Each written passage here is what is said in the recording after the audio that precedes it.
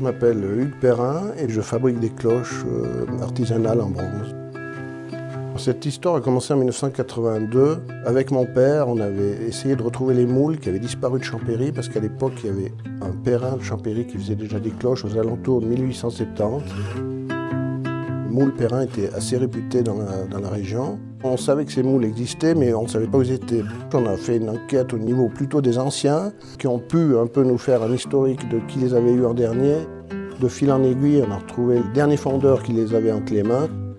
Nous, on voulait les rapatrier juste pour le patrimoine à Champéry. Puis en fait, quand il nous a vendus, il nous a dit c'est dommage d'acheter ces moules et de ne pas fabriquer des cloches. J'ai fait l'apprentissage le plus court de ma vie, c'est-à-dire un jour. Et puis on est parti comme ça. Au début, on a raté 4 sur 5, et puis maintenant, ça va mieux, quoi.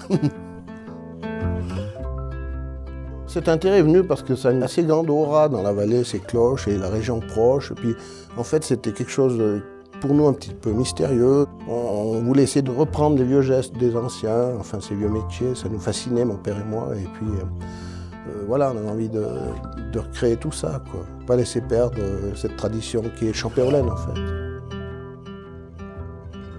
On n'est plus que 6 ou 7 à faire ça.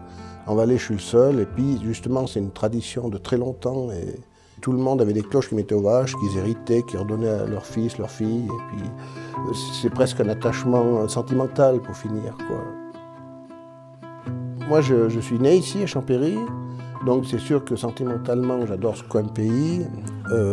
Les sapins, j'ai l'impression qu'ils me parlent. Et j'ai besoin un peu de cette sécurité avec cette chaîne de montagnes qui nous entoure. Ça m'a toujours passionné d'essayer de faire ce métier, de couler, de transformer cette matière qui vient après du bronze.